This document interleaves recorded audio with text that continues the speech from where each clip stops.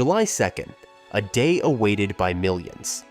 Jurassic Park Rebirth hits theaters, the grand return of the legendary franchise. But before we dive into this world of dinosaurs, let's take a moment to pause.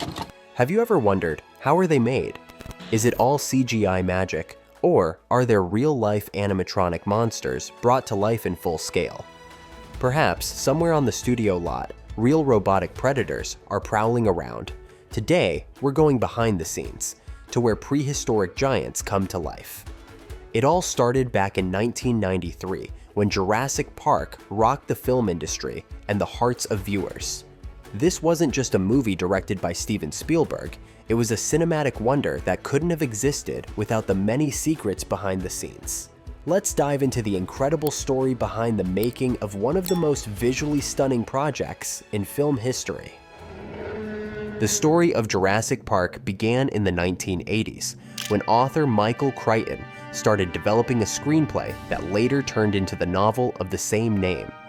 Crichton wanted a film adaptation to be made as soon as possible, so even before the book was published, he put the rights up for sale for $1.5 million. Crichton delivered the finished manuscript to his publisher in May 1990, and that same month, Steven Spielberg learned about the novel. A lifelong dinosaur enthusiast, Spielberg read the book with great interest and agreed to take on the project. You crazy son of a bitch, you did. However, the literary agency that owned the rights to Crichton's novel wasn't in a hurry to sell them to Spielberg. Instead, it organized a bidding war between major Hollywood studios, each of which had their own preferred director. Warner Brothers offered Tim Burton, Columbia Pictures put forward Richard Donner, and 20th Century Fox proposed Joe Dante. Crichton discussed the project with all of them, but Spielberg remained the ideal candidate in the author's eyes. That same May 1990, 6 months before the novel was published, Universal Pictures, Spielberg's longtime studio partner, acquired the film rights. Interestingly, James Cameron was also interested in the project, but Spielberg beat him by just a few hours. In 2012, Cameron revealed that he had envisioned Jurassic Park as a darker, grittier film, something closer in tone to his own Aliens. But he admitted that Spielberg's more family-friendly version was also very effective. I mean, what's so wrong with kids? Oh, Ellie, look, they're noisy, they're messy, they're expensive. Immediately after securing the rights, Spielberg brought in production designer Rick Carter, and within a few weeks, they had completed detailed storyboards.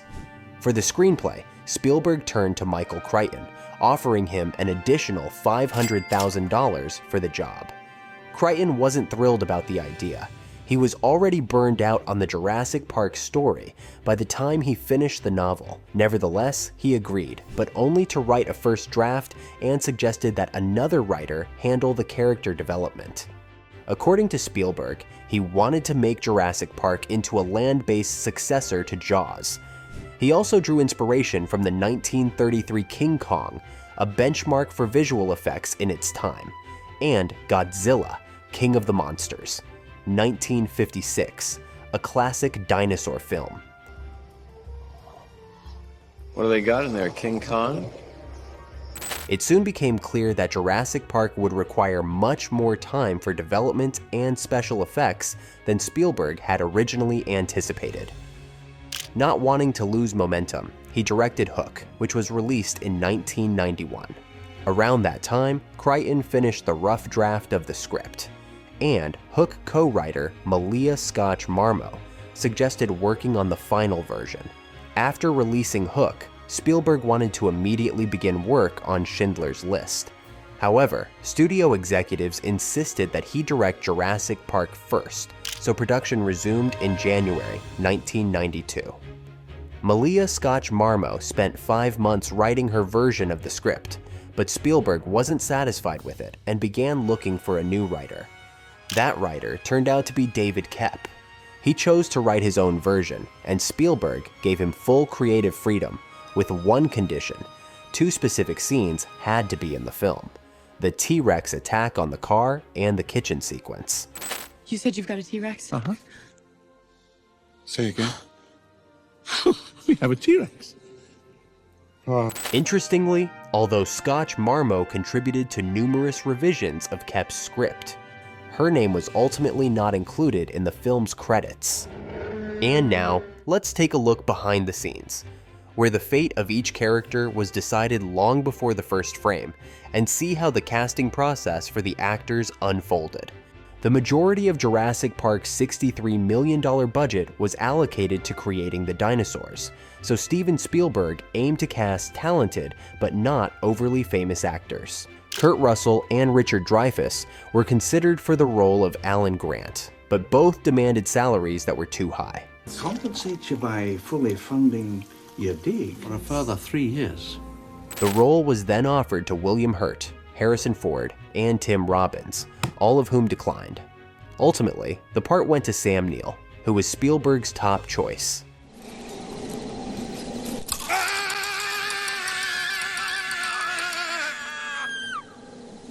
Even though Neill hadn't read or even heard of Crichton's novel.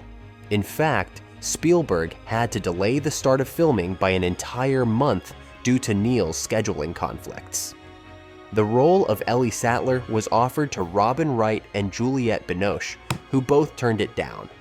Spielberg then considered Sandra Bullock, Gwyneth Paltrow, Helen Hunt, Julianne Moore, and Laura Dern. He ultimately chose Dern after seeing her performance in Rambling Rose. Interestingly, Moore would go on to play a lead role in the sequel. Dr. Hammond, I think we're back in business. For the role of chaos theorist Ian Malcolm, casting director Janet Hershenson immediately suggested Jeff Goldblum. God creates dinosaurs. God destroys dinosaurs. God creates man. Man destroys God. Man creates dinosaurs. Other actors who auditioned included Michael Keaton, Johnny Depp, Steve Guttenberg, and Jim Carrey, but the team felt Goldblum was the best fit. Thanks to Hershenson, Samuel L. Jackson was also cast in the film as engineer Ray Arnold. Hold on to your butts. She had been tipped off by Whoopi Goldberg, who praised Jackson's performance in Jungle Fever, 1991, and Spielberg was likewise impressed. Richard Attenborough agreed to play John Hammond only after Spielberg personally urged him to.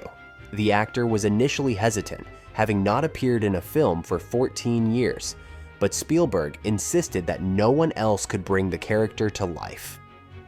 Welcome to Jurassic Park. Ariana Richards, who landed the role of Lex Murphy, recalled that during her audition, she was asked to scream wildly on camera. The request surprised the 12-year-old actress, but she later learned that Spielberg had asked the same of all the candidates, including Christina Ricci. Richards was the only one who screamed loudly enough to wake Spielberg's wife, who was napping in the next room and ran into the office in a panic, thinking something terrible had happened. The role of Tim Murphy nearly went to a young Jake Gyllenhaal, but it ultimately went to 8-year-old Joseph Mazzello. He had previously auditioned for a part in Hook, but Spielberg felt he was too young at the time and promised to cast him in another film. Jurassic Park became that film. What do you call a blind dinosaur's dog? You got me. Or do you think he saw his Rex? To cast those particular children, Spielberg had to deviate from the source material. In the novel, Tim is the older sibling, not Lex. Another actor from Hook was Cameron Thor, who was initially considered for Malcolm, but was ultimately cast as Dodgson. Dodgson! Dodgson! We've got Dodgson here! See, nobody cares. Donald Gennaro, the lawyer, was played by Martin Ferrero. We're gonna make a fortune with this place. Geneticist Henry Wu was portrayed by B.D. Wong. You're implying that a group composed entirely of female animals will breed? No, And Dennis Nedry was played by Wayne Knight, who had impressed Spielberg with his performance in Basic Instinct. Interestingly, Sam Neill, Laura Dern, Jeff Goldblum, and Richard Attenborough were all cast late in pre-production and had only a few weeks to prepare for their roles. Then the shooting marathon began, with jungle chases, complex choreography, and real downpours. And the first challenge was the location. After all, somewhere they had to bring the iconic Nublar Island to life. I own an island off the coast of Costa Rica. The fictional Isla Nublar, according to the story, is located near Costa Rica, which was initially considered as the main filming location. However, as the rainy season was just beginning there, the crew had to look elsewhere. Spielberg first selected Puerto Rico, but ultimately chose Hawaii as the most comfortable location with quality hotels and services. Construction of the sets began in June 1992, 3 months before filming, and the full preparation process, from sketches to set building, took 25 months. Filming on Jurassic Park officially began on August 24, 1992, in Olakala Canyon. That's where 23-foot fences were built to serve as the T-Rex paddock perimeter. The longest section of fencing was over 200 feet long. Though simple in design, installation was difficult due to the canyon's tricky terrain. Other locations included the island of Kauai, where daytime exterior scenes were filmed. So you two, dig up dinosaurs? Well, Trying to. The scenes of arrival at Isla Nublar by helicopter were shot at Manawaiopuna Falls and Keopuka Rock, which later became known as Jurassic Falls and Jurassic Rock. On September 11th, the last day of filming on Kauai, Hurricane Iniki hit the island. The film crew was able to seek shelter in time, and Spielberg even captured unique footage that made it into the film. The storm damaged much of the landscape, so the final scene was filmed on the island of Oahu. The vehicles for the park were provided by Ford Motor Company, and their design was created by artist John Bell. Staying true to the book, which featured autonomous vehicles, the effects team at Industrial Light and Magic modified the cars so they could be driven by hidden drivers in the trunk, who navigated using front-facing cameras. On September 15th, production resumed at Universal Studios in California, then moved to Red Rock Canyon, which served as Grant's dig site. Paleontologist Jack Horner was hired as a consultant to ensure the excavation scenes appeared authentic. Still, many paleontologists later criticized the scene as overly simplified and unrealistic. One of the most technically complex scenes was the shot of the car falling through the treetops.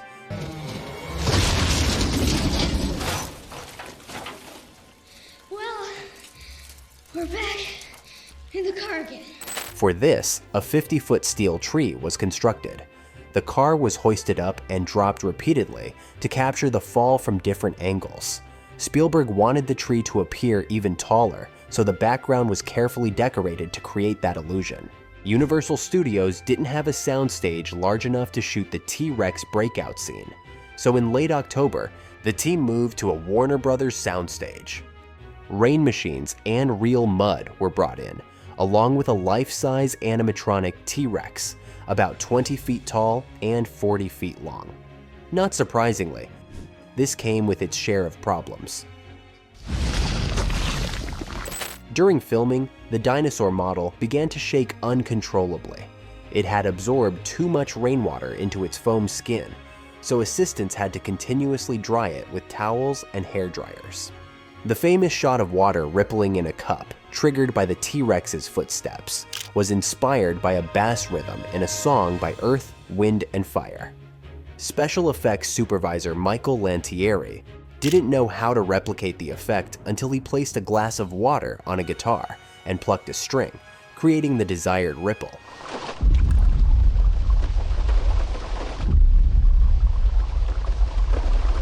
Wires were eventually mounted inside the car, and an assistant lying on the floor plucked the strings for each take. The Triceratops' dung was made from clay, mud, and straw. To attract flies, it was coated with honey and papaya juice. You will remember to wash your hands before you eat anything. In the scene where Lex eats Jell-O, a crew member held Ariana Richards by the elbow and shook her arm to emphasize her character's fear. Richards wanted to act it out herself, but Spielberg felt she wouldn't be able to make it convincing enough. According to the script, Malcolm, like Gennaro, was supposed to run away from the T-Rex in fear. But Jeff Goldblum proposed an alternative, more heroic take, which allowed Grant to save the children. Clearly, Goldblum was inspired by Spielberg, who, according to the actor, constantly generated creative ideas and energized the whole crew.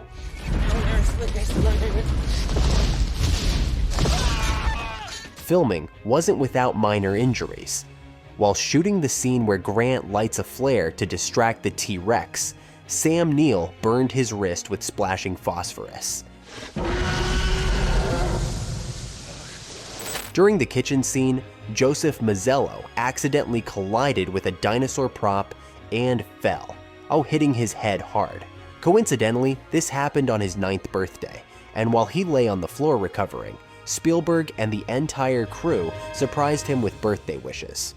Mazzello recalled that all the adult actors were warm and friendly to him and Ariana Richards, though they never treated them with condescension.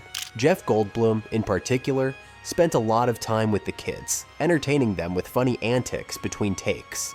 The dinosaurs in Jurassic Park were created using a mix of animatronics and groundbreaking computer graphics.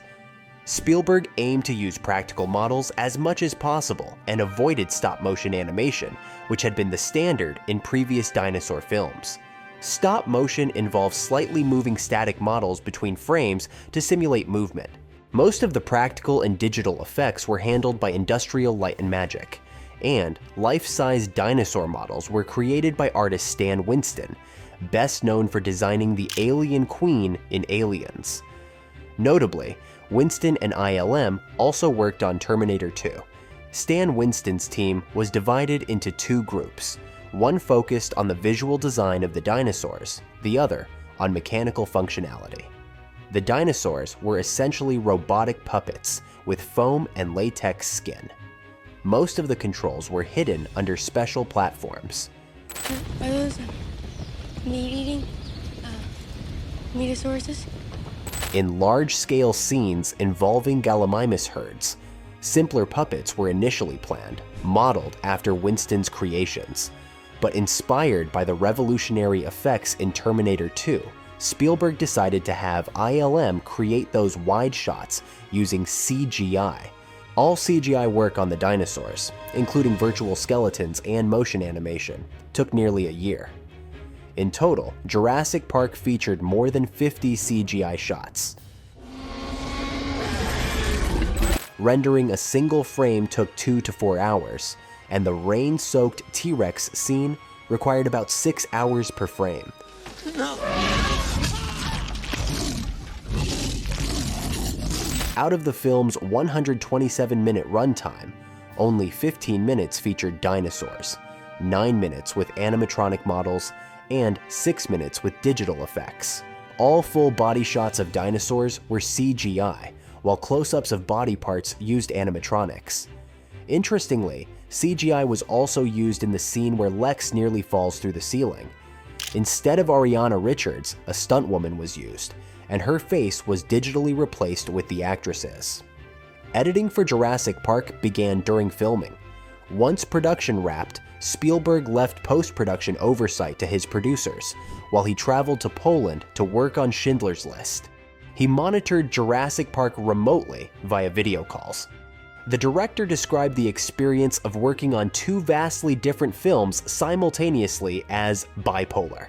After finishing Schindler's List, Spielberg took a rare creative break and didn't direct another film for 4 years. In addition to groundbreaking visual effects, Spielberg wanted Jurassic Park to have top-tier digital sound. To achieve this, he funded the development of DTS, Digital Theater Systems, which allowed audiences to hear even the subtlest sounds. By the way, the roar of the T-Rex was a mix of tiger, alligator, whale, and baby elephant sounds. while the brachiosaur's calls were made from whale, donkey, and penguin noises.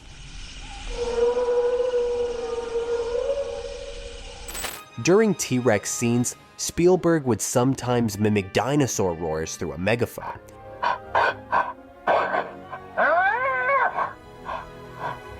Which made the actors laugh and struggle to stay serious in the scene. The entire production of Jurassic Park wrapped on May 28, 1993. Amazingly, the film stayed within its $63 million budget and finished 12 days ahead of schedule. Spielberg gave each cast and crew member a dinosaur model with his autograph. Despite its intimidating appearance, the cast and crew still treasure this gift and keep it proudly in their homes. Now, let's talk about movie bloopers.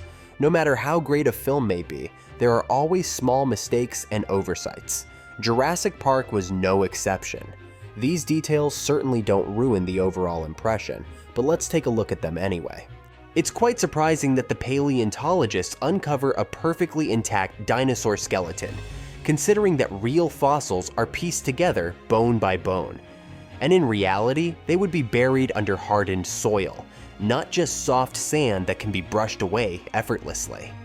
In different camera angles, the door hinges of the trailer switch sides from right to left. Also, the trailer's interior contains an improbable amount of furniture, given how compact it appears from the outside.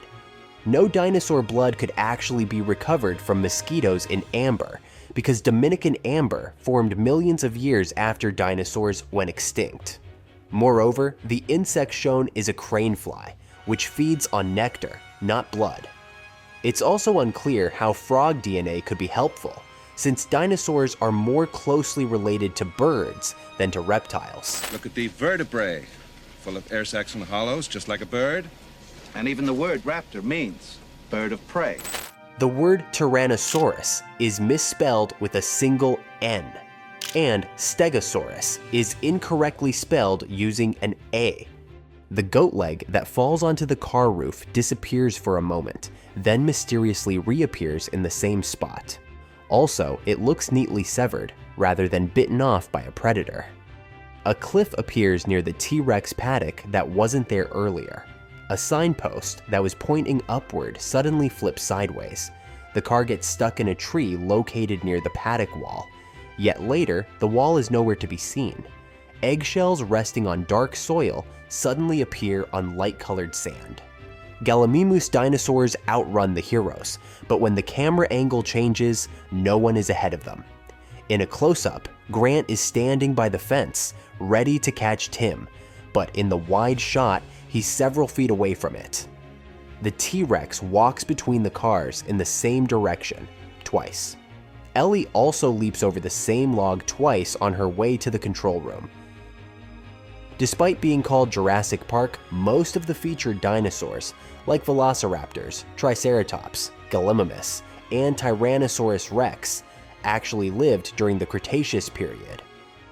When asked why a Cretaceous dinosaur appeared on the cover of his book, Michael Crichton replied that he hadn't thought about it, he just liked the design.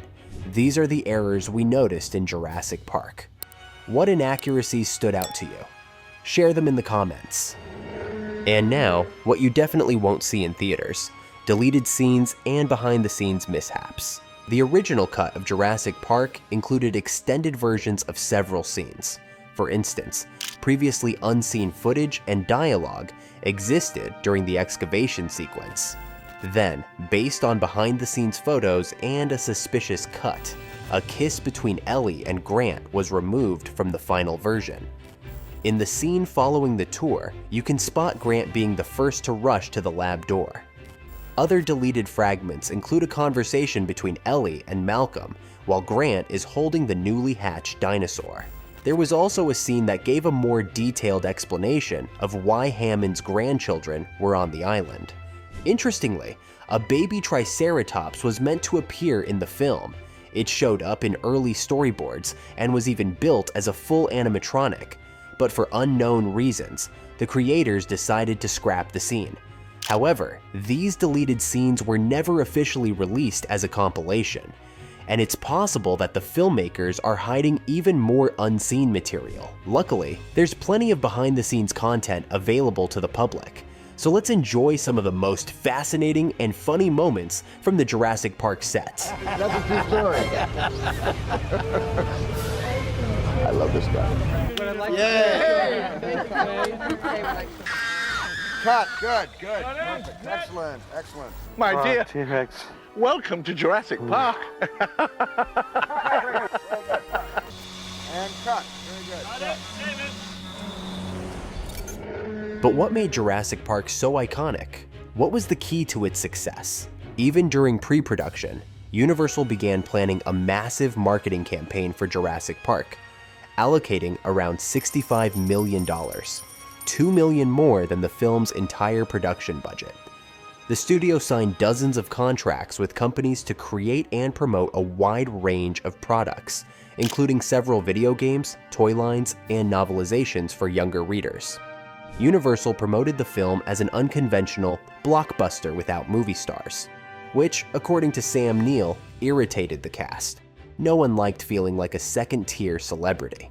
The premiere of Jurassic Park took place on June 9, 1993, in Washington, D.C.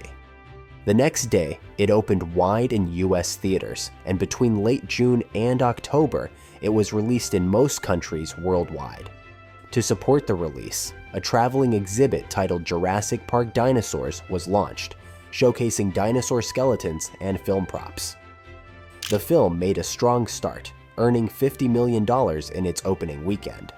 It held the #1 spot for 3 weeks and ultimately grossed $357 million in the US and Canada, becoming the second highest grossing film at the time, behind E.T., also directed by Spielberg. Internationally, Jurassic Park broke records as well, topping the box office in the UK, Germany, Spain, Israel, and other countries. It earned $555 million abroad, surpassing E.T.'s international total of $280 million. In the end, the film grossed $912 million worldwide, becoming the highest-grossing movie of all time. That record stood until 1998, when Titanic crossed the $1 billion mark. According to some sources, Jurassic Park earned Steven Spielberg more than $250 million, a staggering fee for a single film at the time. The movie was re-released multiple times, in digital format in 2011 and in 3D in 2013.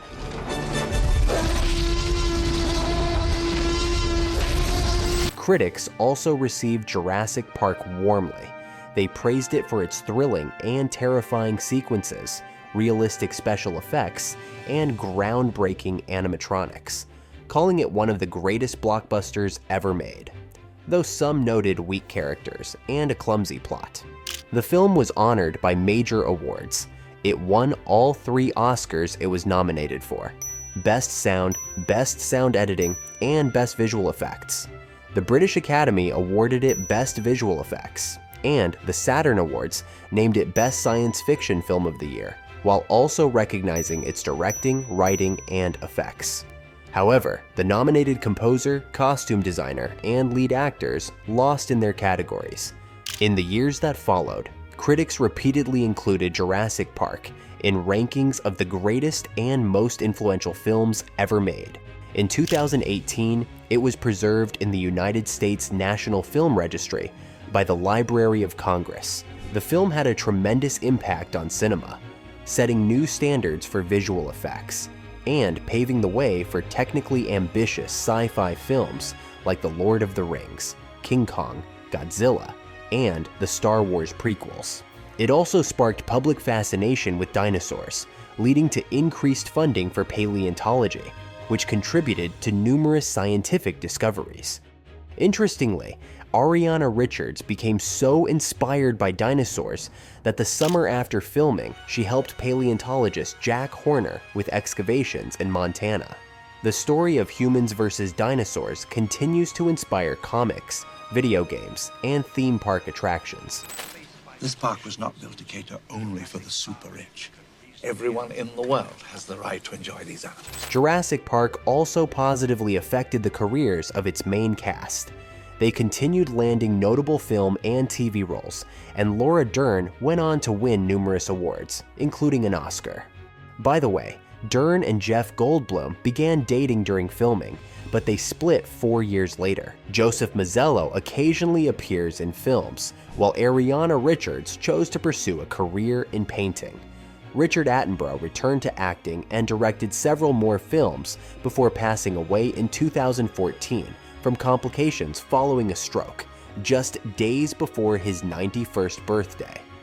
Naturally, Jurassic Park launched a popular media franchise.